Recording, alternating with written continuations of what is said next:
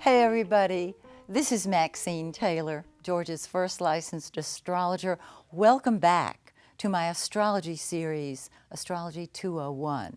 And remember, Astrology 101 is on YouTube for you. So if it gets a little confusing as I move through the zodiac, you can always go back to YouTube and watch Astrology 101.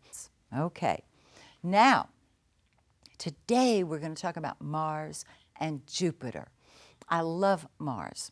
Mars is the planet of action. Mars is the planet of war. It's what you'll fight with and what you'll fight for. It's temper, it's passion, it's sex, it's anger. You need it in your chart because otherwise you'd be sitting in front of the TV with a bowl of popcorn in your lap and the remote in your hand. You never get up, you never get going. And so Mars is the planet of action. It's what comes first to us. So as we go around the zodiac, I'm going to explain to you where Mars is in your own solar chart. And again, if you have your birth chart, which I hope you will, because it's free of charge, you'll be able to follow along even more. Okay, let's start with the first house. Actually, I'm going to start with the 12th because it's more interesting that way. Wherever Mars is in your chart, I'm talking about the transiting Mars, the Mars up in the sky right now, that's what comes first to you. When it's in your 12th house, you want to be alone. I mean, you really, really want to be alone. You'll fight anybody who tries to get you out into the public eye unless you've got planets that are up here at the top of your chart. Then you want to be out front and you have to have your solitude and privacy. It does get a little confusing, but that's what our lives are, right? It's never smooth. There's always something going on. Okay, with Mars in your 12th house, you want to be alone. You want to just sit on your deck, read a book. You want to sleep more. And with Mars, which is anger, you can have anger that is subconscious, that you're not even aware of, but it drives you. And as Mars starts to move out of your 12th house, as it approaches your ascendant, because that's your physical body, that's your rising sign, as it moves up closer to this point in your chart, you start getting more and more revved, antsy. You're ready to get going. You're ready to be moving. By the time it crosses into your first house, your mantra becomes out of my way or the highway. I'm doing it my way. I'm doing what I want, when I want, how I want, because I can. I love Mars in the first house. In the 12th house, it's just plain old frustrated. It can't express itself. It's suppressed. So by the time it moves into that first house, it blasts forward. I love it. And what it says then, since it's in the first house, is that you are the most important thing in your life. It's your turn. Go for it. Okay, then Mars moves toward your second cusp. Now, Mars is going to stay in one sign for 2 years. Don't you love it? What it means is Mars is going to be in that behind-the-scenes 12th house for 2 years, and you're going to want more solitude and privacy. When it moves into your first house, depending on the size of your first house, and this is more technical, it's going to be there for 2 years, and you're going to say, out of my way. I'm doing it my way. It's my way or the highway. And that's going to be activated for 2 years. I love that because when you suppress something, it's stronger when it expresses. All right, let's move into the second house of money. And when Mars is in your second house of money, you throw yourself into money-making deals. You throw yourself into money itself. What often happens, though, is that it's a get it and spend it kind of aspect because Mars wants to do it now. Mars has no patience. If you have no patience, if your whole life people have told you that you need to learn patience, you probably have a very strong Mars in your house. I don't believe in suppressing it. What I believe in doing is finding outlets for it. So in your second house of money, yeah, you're going to make it and you're going to spend it. Have a blast. Now, what it means is wherever Mars is what you fight with or you fight for. So you're going to use money to create money, and you'll use it like a tool, a weapon. Go for it. Now, as Mars, because it'll be there for about 2 years, this is really cool, as it moves into your third house of communication, correspondence, and transportation, there you are shooting from the hip. When you speak, it's very direct. It's very to the point. If you are an Aries or another fire sign, this is going to amplify your natural fire. And so with Mars in the third house, you want to do it yesterday. You're going to tell it like it is. Can you hear the passion that I'm using when I talk about Mars? I love Mars. I, of no patience, love Mars because I want to do it now. Let's not stand around talking about it. Let's do it. In the third house, you're going to talk about it. And you're going to get right to the point, and you may not stop. Okay? Yes, it can make you a motor mouth. So what?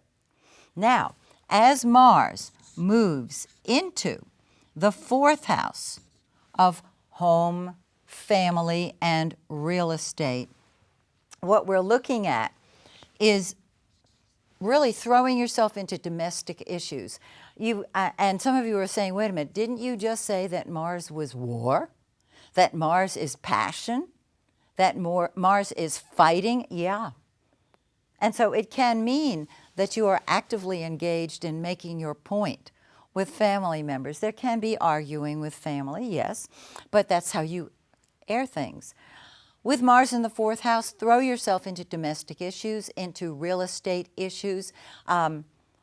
There can be an argument going on with a parent. This is entirely possible. Okay. Now, as it moves, after about 2 years, into your fifth house of fun and games and children, that's what comes first to you. You're about having fun. If you are an athlete, you are throwing yourself into your sport. But more importantly, it's not just the sport, it's the having fun quality. That's fifth house. Enjoy it. Have fun. Play. Now, your children are going to come first to you, which is good because they're coming first to themselves. Your children are going to be a handful at that point. I don't care how old they are. They're going to want your energy. They're going to want your attention. So you just got to be aware of it. Okay? As Mars is in that fifth house for about 2 years, you're having a good time. Then it totally changes tone, doesn't it? When it moves into your sixth house of work, health, and service. Now, if you own a business, this sixth house deals with your employees. And so there can be aggravating employee situations. If you've been unemployed and you want to create a job, throw yourself into it when Mars is in the sixth house, because wherever Mars is, that's what comes first to you. Your health can deal with I'm thinking of all of the astrological medical books I've read. There can be inflammations because Mars is fire, Mars is aggravation, and there can be headaches. There can be stomach problems because of the sixth house. It doesn't mean you're going to get sick. What it means is whatever health issue comes up to be dealt with, you will deal with it. And you'll deal with it very directly, very aggressively. I love it. And you're throwing yourself into your job for 2 years.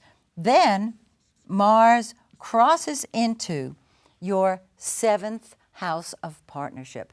And that's when partnership comes first to you, whether personal or business. Since Mars can be fighting, this could involve a certain amount of litigation, okay? It doesn't mean you're going to be involved in a lawsuit, but what it means is that partnership, other people come first to you, and you're very aggressively pursuing that. If you're in sales, This is terrific for you because you're dealing with other people. There's nothing like it. You want to be aware of that. Okay, Mars moves into the 8th house, and you're dealing with other people's money, and your passions are very, very deep. And so you're going to work on anger, aren't you? Now, as it moves into your 9th house, you start fighting for your principles. You start talking about what you really believe in with great passion, great energy. It's terrific. And if you get a chance to travel long distance, grab your passport and go, because you want to use that energy favorably. As Mars moves into your 10th house, you're at the top of your game. Throw yourself into the lead position. Throw yourself into your career. Move upward. Do not make lateral moves. You're going to be moving upward. And when Mars sits on that top of your chart, that is exactly when you do it. Mars in your 11th house, you throw yourself into your friendship activities. And remember, it's arguing, it's passion. You could lock horns with some friends, with some groups of people. And you'll find that your friends come first to you. And finally, when it moves back from the 11th into the 12th, which is where we started, you enjoy your own solitude. Now you're revved, but it's nobody's business. You're wired. I want to say you're wired up and you're fired up, but nobody sees it because it's hidden. So this is the time to take on a job that has you helping other people from a behind-the-scenes placement. Let's say, for example, you've got lots of 10th house activity. Maybe the sun is up there. Maybe Mercury's up there. Maybe you've had an eclipse in your 10th house of career. With Mars in the 12th, you want your solitude and you want your privacy. So it makes sense, doesn't it? Think back to all of the time that you've been wired and ready to go. And look at your own birth chart for that too. Now we're going to take a little break, and then we're going to come back, and I'm going to talk about the great benefic, Jupiter, the bringer of abundance. Okay? Hey everybody, we're back, and I'm getting ready to talk to you about the great benefic, Jupiter. Jupiter has a wonderful reputation. Wherever Jupiter is, it brings blessings. It expands. Now, a lot of people say, well, I don't want it in my first house because it's going to expand my waistline. It doesn't necessarily do that. Jupiter and Venus are the two blessing planets, the two benefics, Jupiter being the greater benefic. So wherever it is in your chart, it expands, which is absolutely wonderful. Okay, now Jupiter has a lengthy transit. It has a long cycle. It's a 12-year cycle. And as you just count up, 12, 24, 36, 40, to your age, Jupiter returns to its birthplace in your chart every 12 years, which is wonderful. And what this means is the blessings of Jupiter are there. So let's talk about what it does for you as it goes through your chart. For those people who are watching their waistline, let me just tell you, Jupiter in your first house is not necessarily going to put weight on you. It's going to make you open. It's going to trigger your optimism, your generosity. It's going to make you more expansive. Your sense of humor will increase. You're going to love you. You're going to take a stand for your principles, but you're jovial. Jupiter is jovial. When I studied French many years ago, when we talked about weather, and some of you may have studied weather, the translation of it's sunny is he makes sun. Il fait soleil. Il fait du soleil. What we're talking about here is the old definition of Jupiter, which is God, Well, we know differently nowadays, but it is absolutely generous, expansive, etc. So with Jupiter in your first house, you will be optimistic and happy, and life is good. And don't you want it to stay there all the time? Now, some people are not pleased with Jupiter in their first house. It expands their native personality, and some people are not necessarily optimistic innately. It expands that too, okay? So the choice is always yours. Now, let's move Jupiter into our second house. I know you're waiting for that one because it's the house of money. Does it mean there's going to be a lot of money? There can actually be, but it's more than money. The second house is our values, our possessions. It's things. And so we get more things, which is great. I love it. But it helps you appreciate what you've got. It helps you appreciate money. If you had Jupiter in your second house, this might be a time to go to Las Vegas, to go to a casino.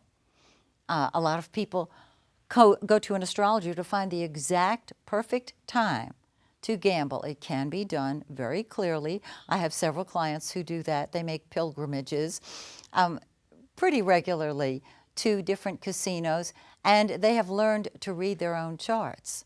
And they'll double check with me to find the perfect date. Now, there are other charts that will help you determine it as well, but with Jupiter in your second house, go for it.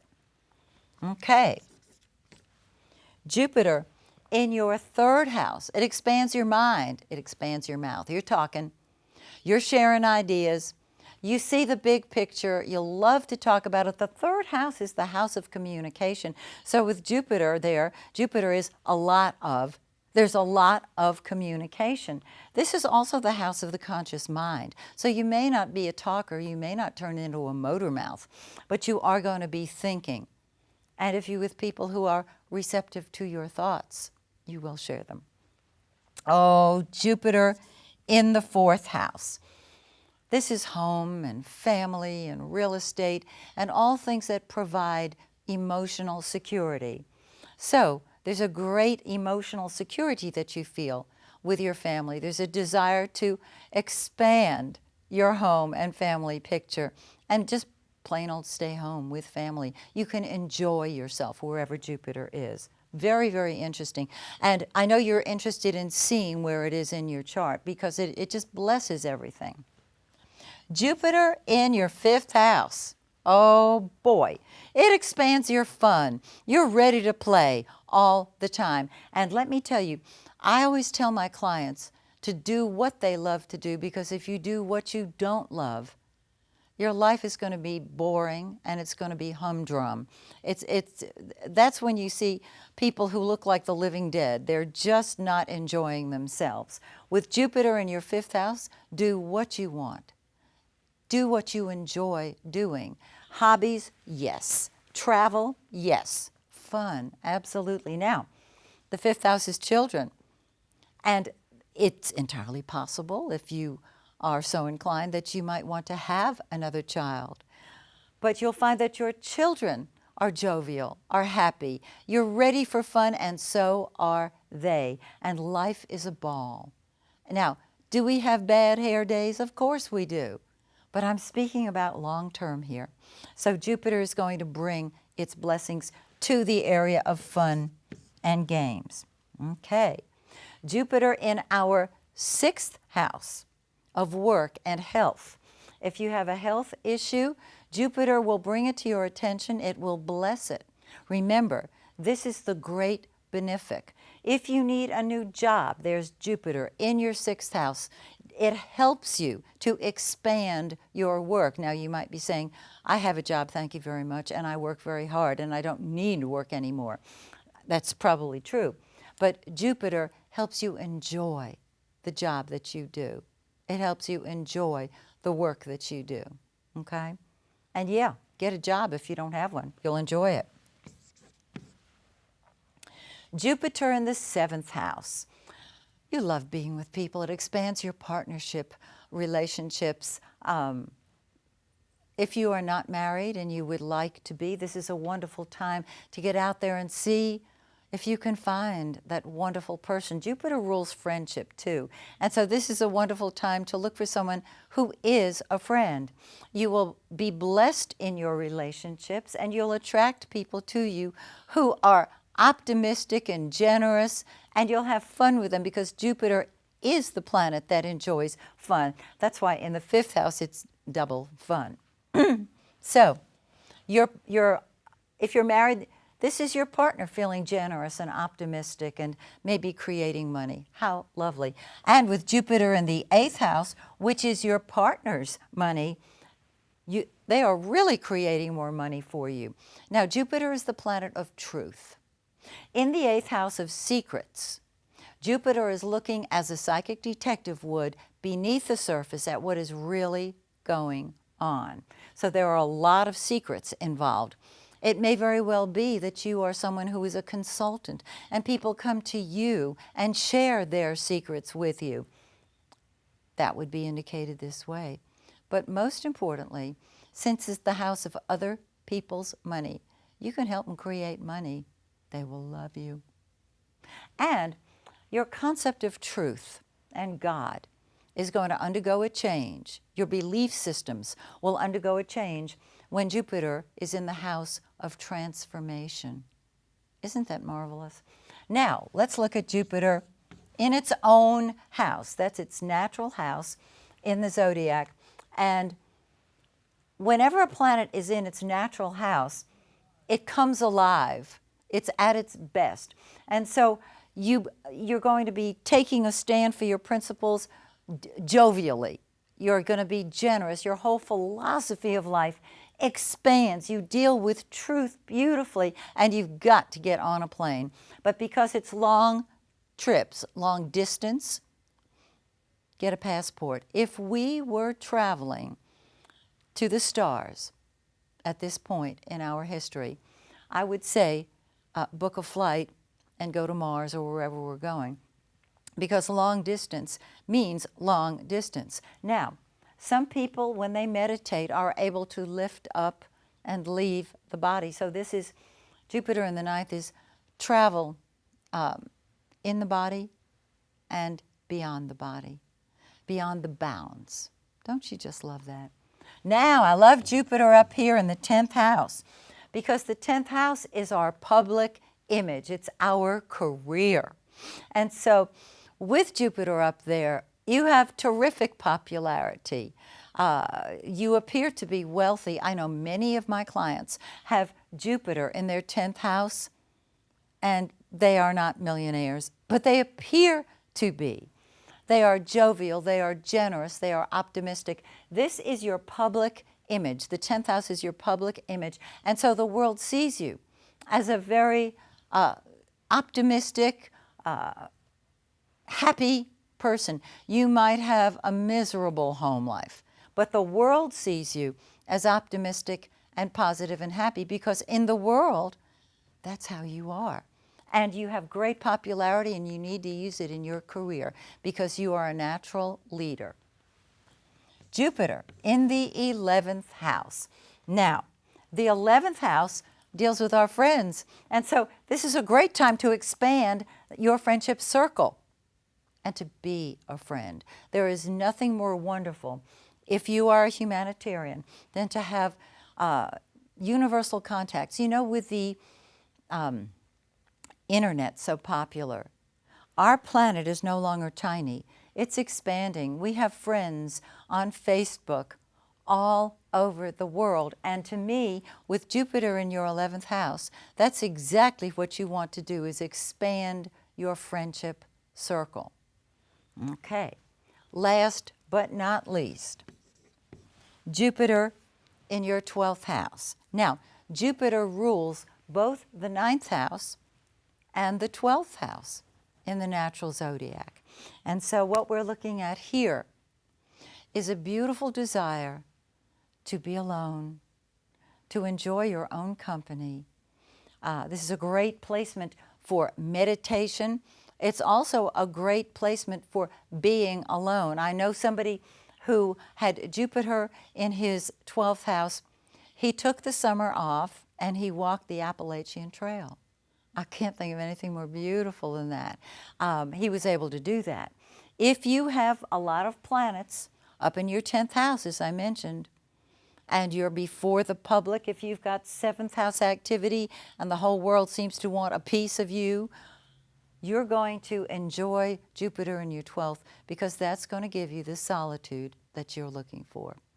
So, we have talked about the sun, the center of our life, as it lights up our zodiac, lights up our birth chart.